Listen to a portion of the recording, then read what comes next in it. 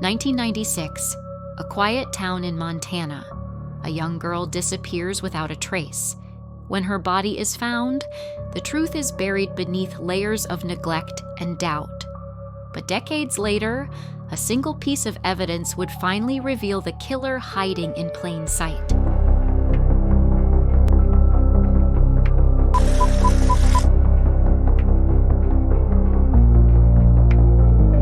Hey, true crime fans!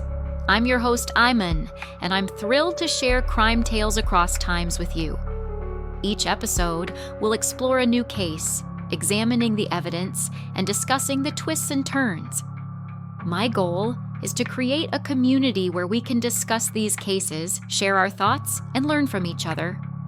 So, let's get started. On a chilly autumn afternoon in 1996, the golden leaves of Belgrade, Montana, rustled in the wind as 15-year-old Danielle Howchin pulled on her favorite sweater and laced up her sneakers. She often took walks near her home, a quiet neighborhood surrounded by open fields and winding trails. It was her way of clearing her mind, escaping the pressures of school, and enjoying the crisp mountain air. That afternoon, she waved goodbye to her mother and promised she wouldn't be gone long. But as the sun dipped behind the horizon and darkness settled over the town, Danielle still hadn't returned. At first, her family assumed she had lost track of time, maybe stopped to chat with a friend. But when they called around and no one had seen her, a terrible fear crept in. Panic set in as her parents retraced her usual walking route, their flashlights cutting through the growing darkness. Hours turned into a restless night, and by morning, local police were notified. Officers searched the surrounding woods and nearby trails, but there was no trace of Danielle. No footprints, no belongings, nothing to indicate where she had gone. 2 days later, just as hope began to dwindle, a fisherman spotted something near the banks of the Gallatin River. At first, he thought it was a bundle of clothing caught on the rocks, but as he waded closer, his heart sank. It was the body of a young girl, partially submerged in the water, her hair fanned out like a halo around her pale face. When authorities arrived, they worked quickly to recover the body. It was Danielle. Her family's worst nightmare had come true. But as devastated as they were, the explanation they received from law enforcement only deepened their grief. Authorities claimed Danielle must have slipped and fallen into the river, unable to fight the current. There were no immediate signs of foul play, and with no eyewitnesses or obvious suspects, they deemed it a tragic accident. The case was closed. But for those who loved Danielle, something never sat right. She was a strong swimmer. She knew the area well, and most unsettling of all, her shoes were missing.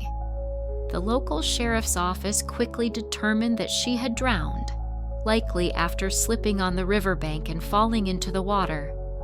There was no extensive crime scene analysis, no forensic examination beyond a routine autopsy, and no effort to interview potential witnesses. For the small-town investigators, it was an unfortunate accident. Case closed. But not everyone was convinced. Among the officers present at the scene was Cindy Botek, a young, recently recruited deputy eager to prove herself. Unlike her more seasoned colleagues, Cindy didn't just glance at the body, she studied it. She noticed the bruises on Danielle's arms, clustered in patterns that looked like fingerprints, as if someone had grabbed her forcefully. There were scratches on her legs, inconsistent with a simple fall, as though she had struggled against something or someone. Most alarming of all was the condition of her lungs. Cindy had learned in her academy training that when a person drowns, their lungs fill with water naturally as they take in their final, panicked breaths. But in Danielle's case, the amount of water didn't seem right. It was far less than expected, a sign that she might have already been unconscious, or worse, before she entered the river. Cindy took her concerns to her superior, Sheriff Harold Mercer, an old-school lawman who prided himself on maintaining order in the small community. He listened as she laid out the inconsistencies, but his response was dismissive. "This town doesn't need a murder case hanging over it," he said flatly. "It's a tragic accident, and that's how it stays." Cindy pushed back, insisting they look deeper, but Mercer refused to authorize a full investigation. No suspects, no witnesses, no clear evidence of foul play. It was easier to let the town move on than to chase ghosts. Frustrated and powerless, Cindy was forced to let it go. Danielle's case was officially ruled an accident, and within weeks, her file was buried under stacks of paperwork. But Cindy never forgot. The bruises, the scratches, the lungs that didn't quite make sense. She knew deep down that Danielle had been murdered. And for the next 2 decades, the truth remained locked away, hidden beneath the surface like the river that had stolen Danielle's last breath. For more than 2 decades, Danielle Howchin's family lived with unanswered questions. Though officials had closed the case, ruling her death an accident, her parents, Mark and Lisa Howchin, never believed it.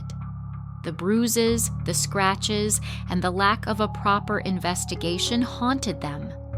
They were determined to find out what really happened to their daughter. For years, they wrote letters to law enforcement, pleading for someone to take a second look at the case. They reached out to private investigators, forensic specialists, and anyone who would listen. But every effort led to a dead end, until 2019. That year, a breakthrough came when a group of forensic experts, working on cold cases, agreed to re-examine Danielle's original autopsy report. The Howchins had obtained the records after years of legal battles and immediately sent them to Dr. Ellen Carter, a respected forensic pathologist. Dr. Carter's findings were chilling.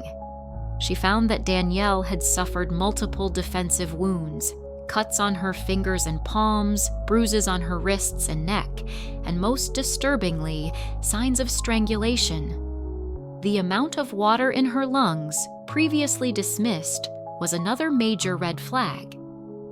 Dr. Carter determined that Danielle was likely unconscious or already dead before she ever entered the river. Armed with this new evidence, the Howchin family demanded that authorities reopen the case. Public pressure mounted as local media picked up the story. Cindy Botek, now a retired investigator, came forward to support the family, revealing that she had always suspected foul play. Under pressure, the sheriff's department agreed to review the case, but without a suspect, the investigation stalled yet again. The physical evidence had degraded over time, and many of the original case files were incomplete or missing. Frustrated but undeterred, Danielle's family continued to push for justice. For 2 more years, the case remained in limbo. It wasn't until 2021, when a new sheriff took office, that things finally started to change. Determined to bring closure to Danielle's family, he called in advanced forensic experts and reopened the case with fresh eyes.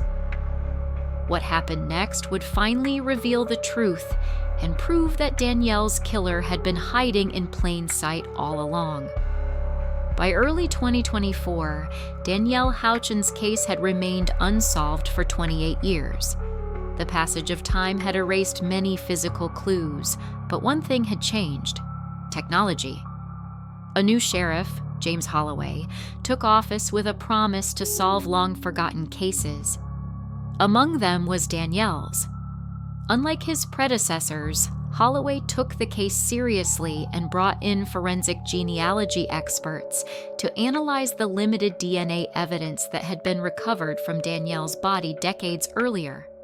Using cutting-edge DNA sequencing, forensic scientists were able to extract and rebuild a genetic profile from the degraded evidence. They then ran this profile through public genealogy databases where individuals had voluntarily submitted their DNA for ancestry research. It was a long shot, but it worked. A match popped up. The DNA profile was linked to a family member of Paul Hutchinson, a 55-year-old man who had once lived in Belgrade, Montana. Further testing confirmed it. Hutchinson's own DNA, which he had voluntarily submitted years ago, was an exact match. After nearly 3 decades, investigators had finally found Danielle's killer. Paul Hutchinson had never been on law enforcement's radar. In 1996, he was a 27-year-old graduate student studying biology at a nearby university. He had no prior criminal record, no known connection to Danielle, and had moved out of Montana just a few years after her death. To those who knew him, he was quiet, intelligent, and unremarkable. But his DNA told a different story. On the morning of February 12, 2024, detectives knocked on Hutchinson's door. When he opened it, they saw his face go pale. They calmly explained why they were there, that new forensic evidence linked him to the 1996 murder of Danielle Howchin. Hutchinson denied everything. He claimed he had never even heard of Danielle, let alone harmed her. But as detectives pressed him, they noticed the way his hands trembled, the sweat forming on his brow, and the nervous way he avoided eye contact. He was rattled. After nearly 2 hours of questioning, detectives left without making an arrest. They had enough to build their case, but they needed more before formally charging him. They collected his DNA for final confirmation, confident that it would seal his fate. But Hutchinson had no intention of facing justice. Less than 24 hours later, on February 13, 2024, police received a call about an abandoned vehicle parked on the outskirts of town. Inside, they found Paul Hutchinson slumped over in the driver's seat, a bottle of pills and a note beside him. He had taken his own life. His note was short and cryptic, reading only, "I can't do this. I'm sorry." The final DNA results came back a few days later. Hutchinson was a perfect match. He was Danielle's killer. After nearly 3 decades of heartbreak, the truth had finally come to light. But for Danielle's family, justice had come too late. With Hutchinson's DNA irrefutably matching the crime scene evidence, investigators confirmed what Danielle's family had feared all along. She had been murdered, and her killer had walked free for nearly 3 decades. For years, their cries for justice had been ignored, dismissed by authorities who insisted that Danielle's death was nothing more than a tragic accident. The revelation of Hutchinson's guilt validated everything they had fought for, but it also deepened their grief. Had law enforcement taken Officer Cindy Botek's concerns seriously in 1996, could Hutchinson have been caught? Could Danielle's family have been spared decades of anguish? These questions now haunted both investigators and the public. The case was closed, but the wounds it left behind remained open. Adding to the mystery was the fact that Hutchinson had no known history of violent crime. Was Danielle his only victim, or had he harmed others before slipping into obscurity? With his death, those answers died with him. The possibility that other families could be waiting for justice, just as Danielle's had, was a chilling thought. Danielle's family found a measure of closure, but justice had slipped through their fingers. The truth had come too late, and the man responsible for their daughter's murder would never face the consequences of his actions. their story serves as a powerful reminder of how easily cases can be mishandled and how persistence, technology, and time can eventually uncover the truth, even decades later. What do you think? Should law enforcement have done more in 1996? Could Paul Hutchinson have harmed others? Let's discuss in the comments. Don't forget to like, subscribe, and turn on notifications for more shocking true crime stories from around the world. Until next time, stay safe and stay vigilant.